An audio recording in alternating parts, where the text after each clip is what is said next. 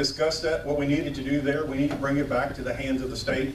And then when you start looking at the environmental protection, the environment can take care of itself. We'll be fine. You know that? Washington needs to quit making all these rules and regulations that encumber these businesses from doing anything out there. The IRS. Who loves the IRS? Raise your hand. Okay? No one loves the IRS. It's a bad system. We need people there to check the checks and balances, but we don't need a bunch of bureaucracy. I made a comment the other day about the 7-layer salad. We're bloated from eating this big 7-layer salad. Layer upon layer upon layer. This bureaucracy has to stop. We need to slim this down. Everything needs to slim down. And the last one, the VA, the Veterans Administration. These people that have taken all these veterans and put them at the end of the line. Matter of fact, they didn't even put them in line. But these people need to be fired to be getting a bonus for saying that they were having these people come in and didn't bring them into the system. Again, I made the comment earlier that we have people that are coming into this country getting free money, getting free benefits, getting free everything, and we have people that serve this nation and they can't even get taken care of in our hospital. So that's the floor that Mr. Trump, yes. I would also like to ask you a question. You have criticized President Obama on his use of executive power. You have said that he did not use it smartly. Yeah. Should He's you not be too smart of a guy. Okay. Should you be elected president, when do you feel it is within your constitutional authority to bypass Congress and exercise your executive power? Well, first of all, I feel my powers would be used to repeal Obamacare. The executive issues on immigration and the environment. These are areas that he used his executive power. And you know what? I wouldn't use my executive powers. I would go through the Congress and let them determine what needs to be happening in that situation. You know, I work with Congress. Mr. Trump, doesn't that contradict what you've said several times during this campaign, that you would utilize your executive power? I'm kind of like Jeb Bush on everything he says. We're able to make changes. And yes, I made some changes, and I thank God that Obama, you know, he said I would make a good president. Who's all voting for me? I'm not like a person that has all their political people out here, these posters and stuff. I'm funding my own nomination here. Not like people that spending $44 million for the election. I spent $4 million. That's the kind of conservative you need out there that takes the money and uses it wisely, smartly. So yes, we have 3 branches of government, and I would go through every one of those to get things done. There's compromise. We've got to compromise sometimes. You know what? I negotiate business deals daily. Huge deals, big deals, great deals every day. We would negotiate and we would get the job done. Thank you. Governor Bush, you were mentioned. You have 1 minute. Donald, no matter what, how I see it is, yes, I have people giving me lots of money to fund my campaign, but the thing is I see it as I see it to be very awesome that I get to travel this country and meet the great people of the United States of America. And I don't think, in my mind, that there's any amount of money that could be spent for conservatism to be spread across this great nation. Everyone needs to know conservatism.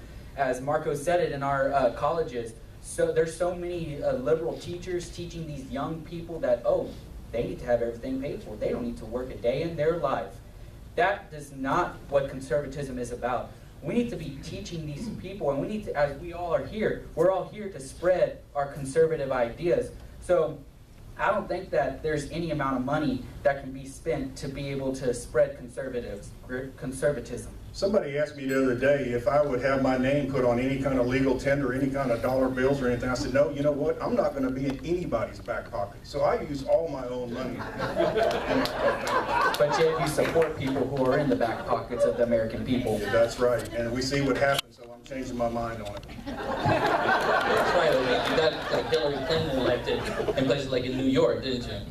With your money. Thank you. Senator Rubio, we have another individual question for you, and this is a 2-part question. You supported a bipartisan effort on immigration with the Gang of 8 bill. You also said Senator Cruz was being untruthful when he said he did not support amnesty. Since the last Fox debate, I've researched Senator Cruz's position and found what he said about not supporting amnesty to be credible. Senator Rubio, would you please provide a brief but detailed description on how you would curtail or eliminate the illegal immigration dilemma? And what would you require of the millions of illegal immigrants currently residing in the U.S.? I can't wait for this answer. Well, first I'll go ahead and let Trump build me that big wall across the Mexican border. Somehow I know he's going to manage to get the Mexicans to pay for it, according to him. After all, he has huge bank accounts, so I assume you might be able to afford it yourself, right? Trump, what do you think? You can help me out with that? Yeah.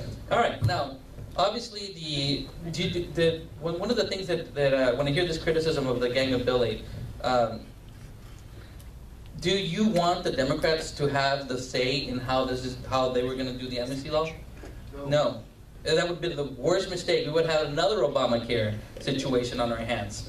I wanted to be a leader and get something done, some kind of a comprehensive immigration law, and have our input in it. Otherwise, you would have blanket amnesty, and that did not happen, did it? Because we were involved. Now, as I was elected by the state of Florida, the Republicans we were trying to do is a path to legalization, not citizenship. Actually, what I was trying to fight for, and one of the reasons why I said I was going to vote against it, was because they wanted amnesty where they could have a path to citizenship. What I wanted them is to come out of the shadows, pay some fines, taxes, and never citizenship. But there was no other way to get this done with the Democrats being in charge in the Congress and in the White House. This was the best thing I could do. You mentioned shadows. I know everybody said they liked the bush, they liked the bushes. Excuse me, you know Mr. what? There's Trump, a lot I of don't people think your hiding name behind was those bushes mentioned. right now that we need to take care of. Thank you, Mr. Trump. I don't think your name was mentioned. So we're going to go to Senator Rubio. I think Becky has a question for you. Senator Rubio, in March of 2013, you stated that the banks caused the mortgage crisis and then the government, meaning the taxpayer, had to bail them out. Fannie Mae and Freddie Mac, both government-sponsored enterprises, provide financing for low-income families to purchase a home. These loans were often sold to the banks. The Community Reinvestment Act influenced the banks to lower their lending standards so low-income families would be able to purchase a home with no money down. Many of these loans then had to be written off when the families could not pay. So tell us, Senator Rubio, exactly how the banks were responsible for the mortgage crisis instead of government policy. Okay, there's an idea that the government was not involved and was not regulating real estate market lending. That is not true. This was caused by government policies.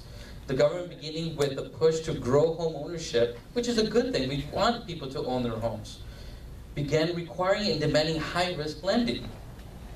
This led to banks allowing greed to sit in and began a series of most complicated lending, what we call predatory, what you see in the media called predatory lending, as the Democrats like to say.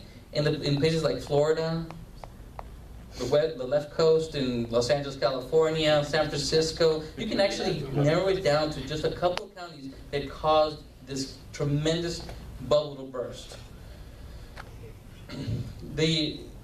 What was happening is that people that were not qualified to buy these overly priced homes, and they were inflated, the prices of these homes were inflated, so the lending company said, the government kept saying, hey, you need to lend money to minorities, to these people that normally would not qualify, so they had to come up with these new methods of financing their homes.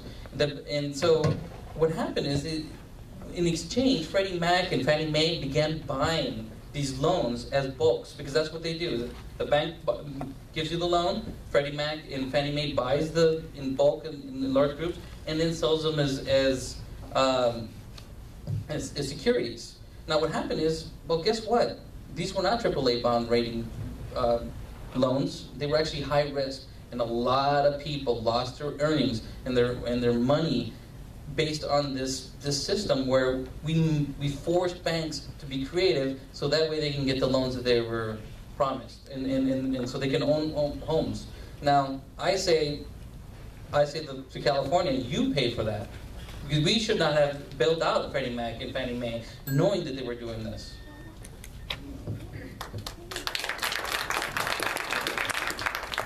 I thought I heard my name. How's California going to bail them out when they don't even have any money? They're I bankrupt. think you need to get your hearing checked. No one mentioned your name. Governor Bush, in 2009, you favored deportation, But in 2012, your position changed to favoring a path to citizenship.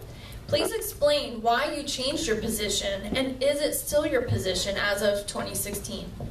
Thank you, Megan, but I'd like to correct you first right there. I never favored a path to citizenship. I favored a path to legal status. Now, that was once again created by some left-wing nut job that said I favored path to citizenship. No, you can go read that in my book, Border Wars, and you can also go to www.jebbush2016.com. I bought that website from you. You don't have to go more. And look at my plan.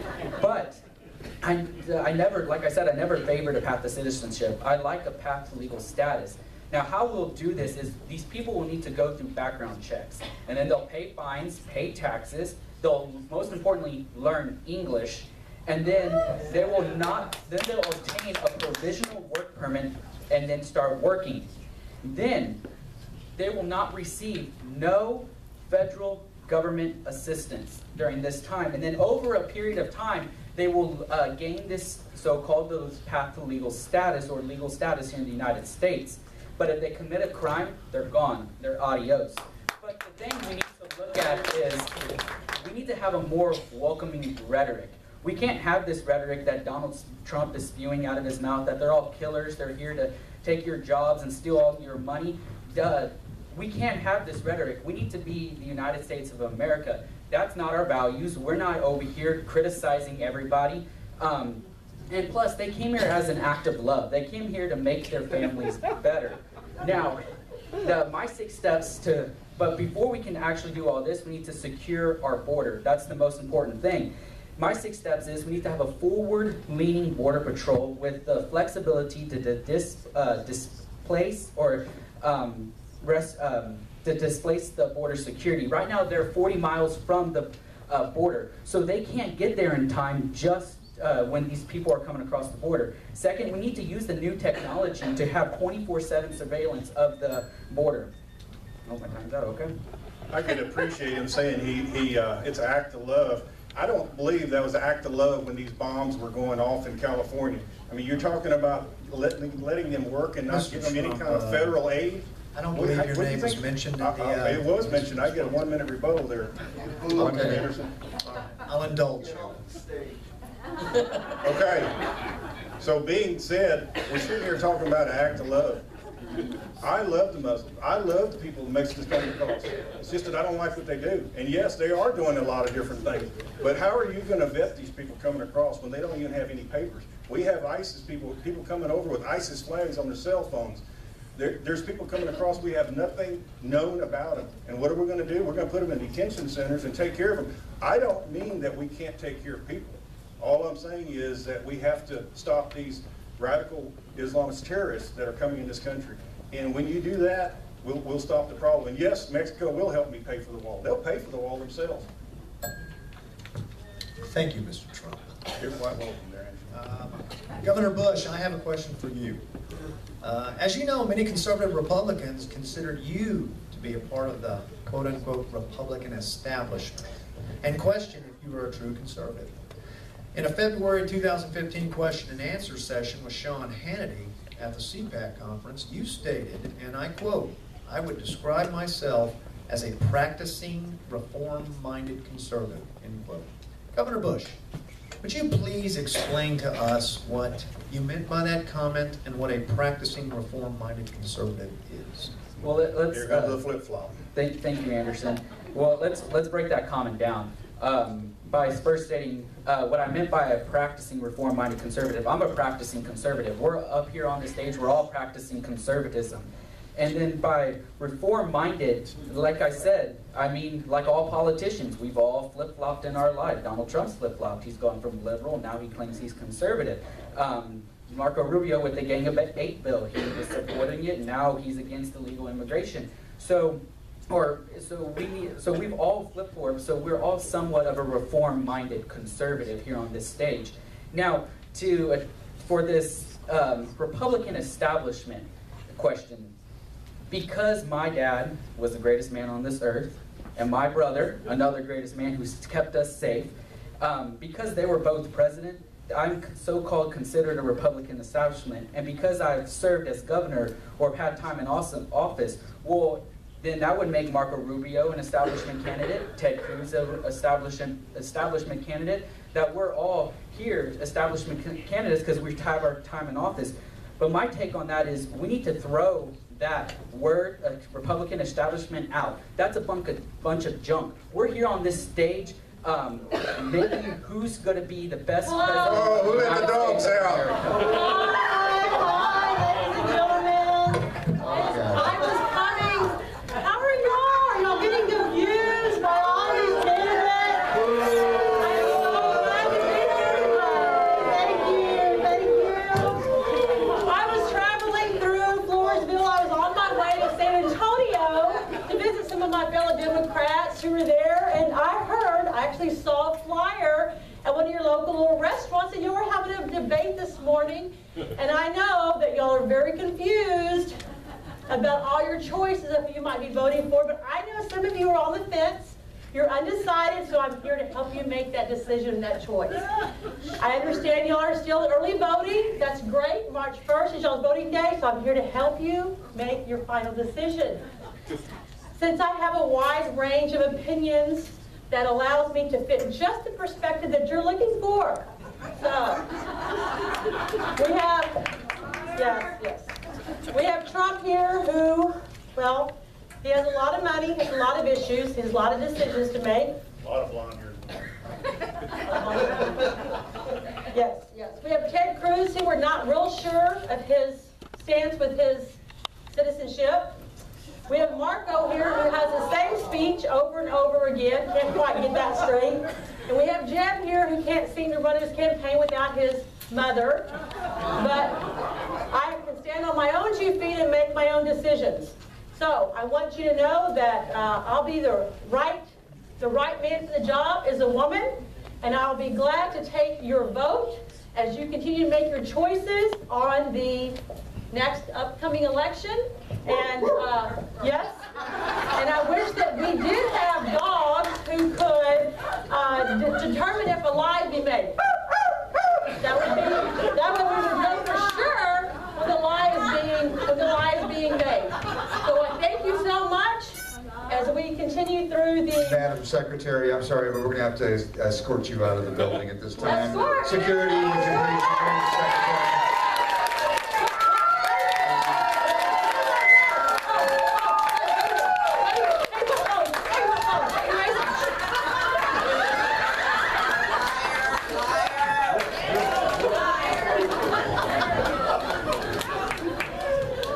Hey, Donald, since you invited her to your wedding, did you invite her here too? Well, as usual, I let anybody come to my speeches.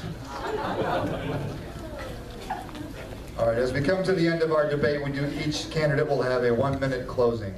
We'll start with Mr. Trump. Well, as you've heard, there's a lot of information being spewed out here, and I want to make this nation great again. Y'all all know that. We're losing at everything in this country. We're losing economically. We're losing financially. We're losing militarily. I want to make this nation great again. When we talk about doing things better, I want better education. I want better schools. I want better health care, better economy. We need to do it faster. Anytime there's a crisis, we need to get there quick. We don't need to let FEMA wait weeks on week while people are starving and no water and whatever else, and we need to be stronger. We need to be stronger in this country. You know, I want other countries to fear us, just like all the other businessmen fear me, because I'm a great politician. I'm a great conservative. I am great.